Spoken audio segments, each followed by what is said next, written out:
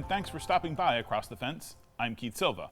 It's the fourth Wednesday of the month, which means Bird Notes, which means bird expert and conservation biologist from Audubon, Vermont, Mark LaBarre. Welcome back, Mark. Always great to be here, Keith. It's good. It's always good to have you here. I'm the host of today's program, but you have been doing some hosting recently. Tell me about that. So we had a great opportunity. In the past, we've talked on the show about my trips down to Belize and going to visit the Toucan Ridge Ecological and Education Society, or TREES, right? Yep. And so I go down, I've been going down the past 3 years, and I get the opportunity to work with a great bunch of young folks. And this year, we were able to bring one of those biologists up here to Vermont with the help of the Green Mountain Audubon Society through a grant that they have. This is the bunch of us. TREES employs a number of local Belizean biologists as well as having interns.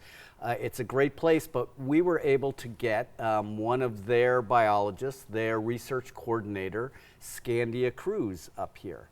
And it was a great opportunity for us. It was a great opportunity for her.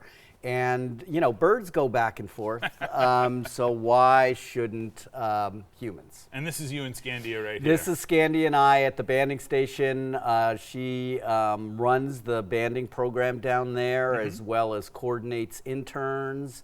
Just a lot of really cool stuff. And over the past couple of years, like I said, I've been able to work with her on a regular basis. Migrating birds, now migrating biologists, You got it. bird guys, Yep. or bird gals. This is a busy time for you. We're sort of pulling you out of your real job. Did Scandia get to join you on some of your adventures? She certainly did. You know, it's interesting because the first week that Scandia was up here was in May when we had that really cold weather. Okay. So, you know, we'd hoped to do some banding, and we finally got to do some. You can see here at the banding station all bundled up because, you know, it was a little bit of a chilly thing from, 90 some odd degrees down in Belize at this time of year. And yeah, we got to do some bird banding. She's an excellent bird bander. I learn as much from her as she potentially learns from me. I'm definitely old school at this point, and she's the next generation. And then we also got to get out to the Tern Islands. Okay. And so what was fun is she came up, and then we had Felix Broussard, who was an intern of hers, come down from Quebec City. Okay. So there for a brief period of time, it was very international at the Green Mountain Audubon Center. So we got out. They helped me out doing tern work, and yeah, it was great all around. Scandia and Felix, that was. And did Felix get to band birds as well? Yeah, he joined us for that. We did a little banding around the Nature Center, but then, we shifted into our regular banding schedule, which we do over the course of the summer, our monitoring avian productivity and survivorship station. And what was really awesome is at this point in time, I have a UVM intern that works for me. Great. And he came on and Scandia, both of us today, were able to work together. And I just stood around and taught while she talked and taught everybody. We had a visit from my UVM intern from last year, Devin, and so she worked with Scandia. It was just really great to see all these young people, again, the next generation of bird conservationists moving up. From one old school guy to another. Before we leave Scandia for a second and get into the next picture we're going to talk about, this is tern season for you. How are the terns out in Papasequatch Island? So they're actually doing really well. Yep. Last year and this year, the adult numbers were about what we've been seeing, but the number of chicks that they had out there on the last visit they were all over the place. And we now have Caspian terns nesting up there, and my head still hurts. I forgot to wear my hard hat. Yeah. So I got dinged a number of times when I was out there. So Caspian terns aren't the usual species you study out there, No, right? so it's common terns, which are state endangered, and Caspians are new over the past decade or two on the lake.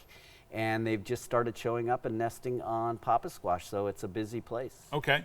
Back to the Audubon Center in Scandia. What other projects did she participate in? So I think, again, we've talked about this on the show. I've been doing work as part of a U.S. Fish and Wildlife Service project to put nano tags, these small tiny little backpacks. transmitters, onto wood thrush. So Scandia was able to help me out with that. Again, working with Pete. She got to put her first nano tag on, which was great. So again, you know, me doing some of the training, her having good bird hands, and both of us sharing that knowledge with Pete just was really great. Did you continue, how are you going to continue to work with the folks down in Trees and have them come back up here? So what we're hoping is that we can continue this, and in fact, we're looking now at trying to get Devin, my UVM intern from last year, down to Belize this winter.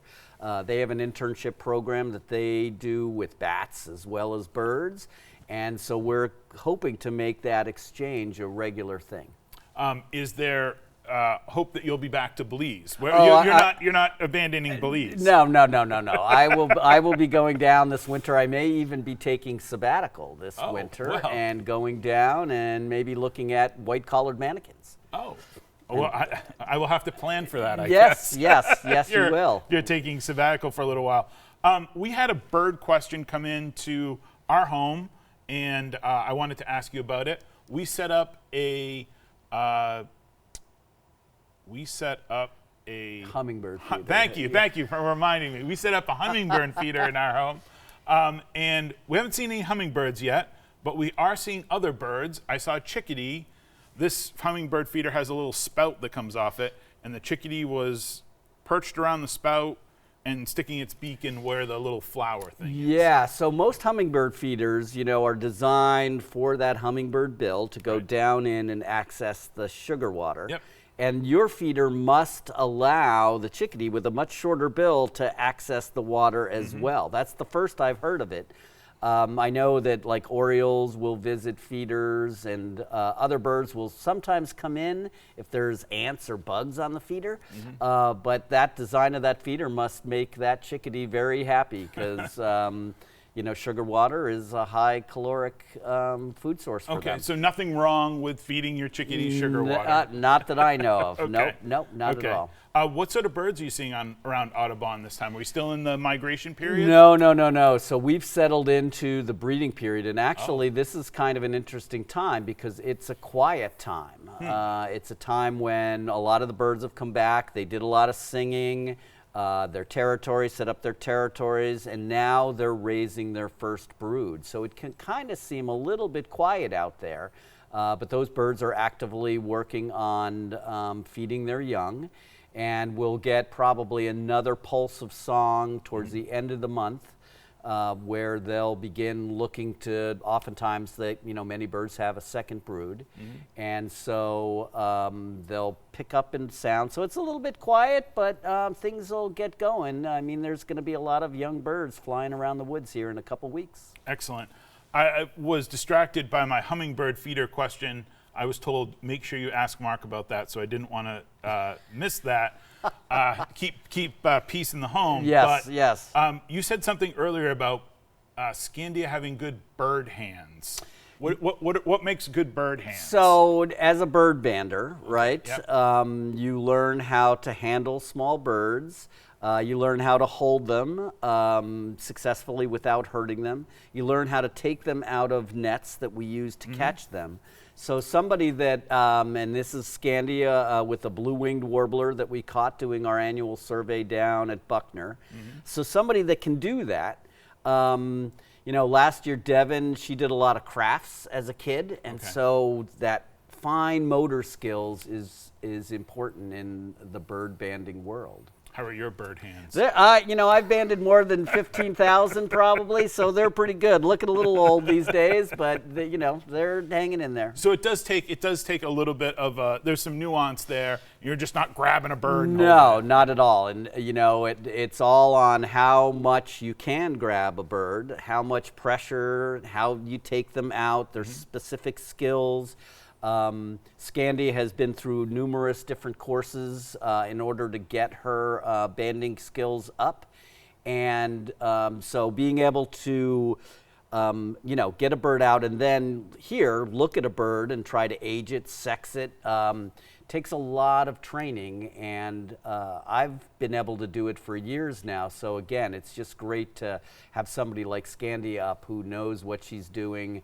When we ran the first banding station, I don't think I banded a single bird. It was all Scandi and Pete. So, that's great for me and great for me to see. Again, this next generation of bird conservationists that are coming up, it's so important for the bird world to have young people, coming into the system, knowing what to do and being, oftentimes more knowledgeable than me.